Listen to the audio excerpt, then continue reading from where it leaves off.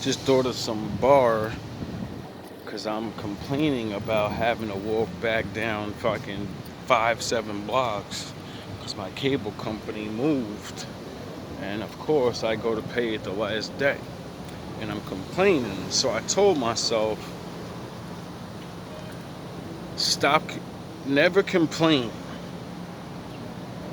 just remain. Because you will always get something through the pain. I said, oh, we got to reconstruct that. So I guess it's a mental note to myself. Start gotta start a bar like that because that's tough. That's real deal stuff right there. You can complain all you want in life. The job ain't gonna get done. Only your work is. You can complain to other people. They're not gonna do it for you. You can complain and nothing gets done. So it's either you do what you do or you're just gonna complain. I'd rather remain in the fact of life is hard and sometimes you gotta go through it. And once you realize that, you don't always have that question of why? Why is it gotta be so hard? Why is it like this? What we're really saying is, why do I have to deal with this? That's what everyone always says when they have to deal with something annoying or whatever in life. And we don't realize you have to deal with it because everybody has something to deal with it. And it's your turn. Your life wouldn't be nothing without these things. I realize that's the nature. Sound the horns, my daddy's in the building. That's the true nature of life and why there is problems. Because on this mortal realm, whether we like it or not, that's the only thing that gives the satisfaction of actually doing anything. Like, if everyone was the same, if everything was equal, well then there'd be nothing to motivate past that.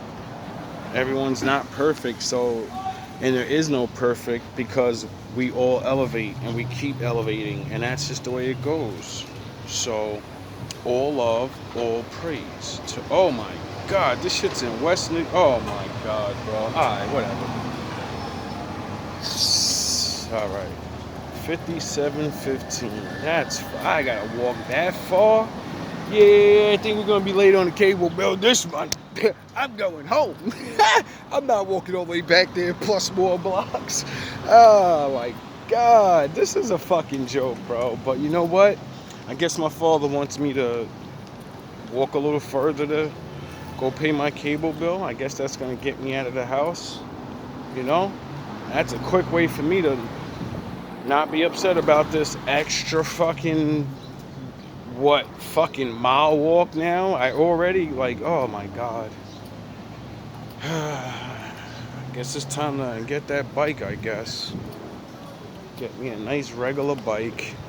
Get back to trooping. Oh, that's dope. I like that one right there. I just wish it was, I don't know if it's my size. I ain't got the bread on. Well, I do got bread on me. I could buy it, but I'm like, nah, let me not fuck up and do something stupid. Because I see things. See, ladies, that's how it's done. Men see shit that we want all the time. And then we go, wait up. Yes, I do have money. And yes, I'm not spending this money on that particular thing. So yeah, I can go get more money at home and just waste money on that. Because I got it and I ain't using it. But no, what happens when tomorrow you find out the cable bill's like extra $20, you're late for work, you gotta use that, you're extra hungry, whatever, and you don't know what's gonna happen tomorrow, so stop spending tomorrow's money. Tomorrow's money's for tomorrow. Today's money's for today. And when you see things, you're supposed to say, shit, I'm a window shopper, mad at me, cause I'm a walk by. Good looks 50. Yo, put niggas right in their place. When that shit came out, dog, I wasn't mad at you, homie. I'm still broke. And I be window shopping, homie. So, that was a good one. That was fucked up. You did Jada like that. Like, you didn't even, that wasn't real. But that shit was still, it was classic, though. I ain't even gonna front. You ain't beat Jada with that. You tried that Drake shit. Let me put out a single that gonna be knocking everywhere. Them niggas gonna have to hear that shit every day, and they sure enough did. And then he came with that them boss. Jada came with that classic on you. That classic beef, that 16. He said, what he say? I don't even remember. I don't want to get into that. I got too many niggas, too much bad hate going around. Everybody think I'm hating because I love the art of combat. Doesn't matter what it is. Life is combat. Going to work is combat. Everything is combat. It's either physical or mental. So if you ain't winning, it's because you ain't in the fight. Straight up. And it's not always fucking physical. It's not 50% physical, 50% mental. Most wars are fought mentally. And then they're fought physically. Sound the horns, my dad is in the building. That's how you really win a war. You know what I mean? That's how all these things are really done nowadays. Like, it's strategically. Most of the wins we see, one way or another, aren't, hey, how you doing? Old school legit, you know? Like, no matter what rap beefs come out now and how good people do, it'll never be like the old days. You know why older people say that? Like, we're not going to give you respect. Why? Because in the beginning of everything, it's always harder. When you call somebody out back in the day, first of all, dog, nobody knew if you knew, and you could say anything and it could be believable because there was no checking up on things. So, you know, and then if you got caught and they verified, you're banished. See, back in the day when you did shenanigans shit that people do now, you were banished. That was it. No more rap for you. No more boxing. You got caught cheating with the gloves and well, you're done. You got cheating in football. You're done. Now people get caught and they get 3, 4, 5 fucking chances. And it's like, wait up. No, that's no. You're not who we thought you were. And no matter how many times you fucking win a ring, I don't care. You got caught that one time and that stain is forever on you. That's why, like, it's your image is what you do. But sound the horns. My daddy's in the building. No matter who you pretend, no matter who you make yourself to be, people don't give a fuck. We can't see all of it. We only see what we see when we're allowed to see it. So, you know, like, sound the horns, like Eminem. Eminem is one of the best rappers, but he got pushed to do a certain thing so much it made an image, get it? And not a grown-ass man image. It's I'm a grown man that's rapping about the darker side of life, and I'm gonna be with the rebellious people and all of that, and we're gonna shove the truth in your face. But he didn't understand.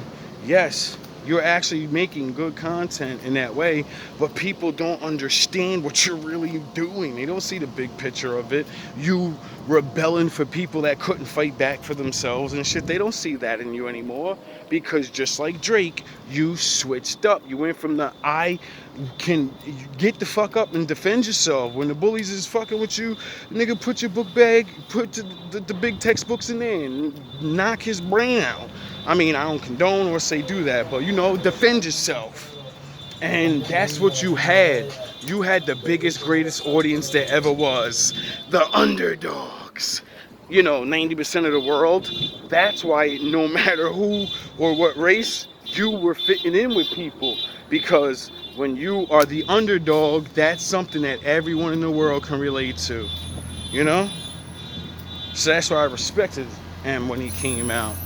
Because he represented for underdogs, people like me that have to really, you know, and it would have been so dope to see him just, I don't know, just what I guess he's trying to do now. I guess he's about to come out with his real self and, you know, show everybody like, yo, bro, I had to do that, period. If I didn't do that, I wouldn't took care of my family, and I don't give a fuck how y'all feel about none of my lyrics.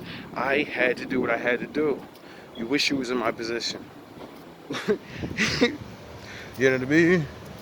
Like, a lot of people gotta do some things they don't want to do to get where they want to be.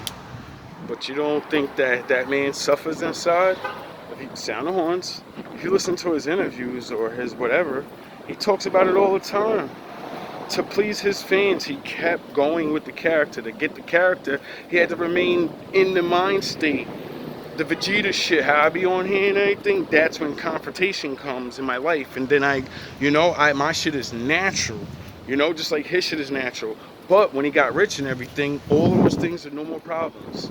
So now he has to make the problem, and he's not going to make problems for himself, so he's going to rely on the one thing that he's used to, the drugs and the lifestyle. The lifestyle is where the crazy sound the horns.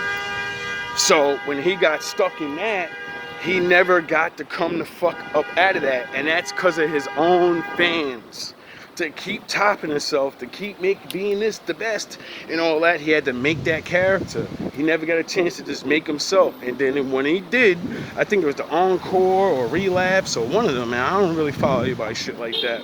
But I remember watching his documentary thing, and they even said it I seen multiple people talk about him, and they all said the same thing. When M tried to be M, everyone didn't like it. And that's the most disrespectful shit in the world. You ain't the best, we ain't gonna support you. Go back to fucking Shady. Go back to abusing drugs so you can write good lyrics. The nigga said, I quote, I lost 4 years of my life because of Ambien. Because I couldn't sleep, I had to take that shit to sleep. And he said that shit started erasing my memory. He said, I don't even remember 4 years of my career, my life.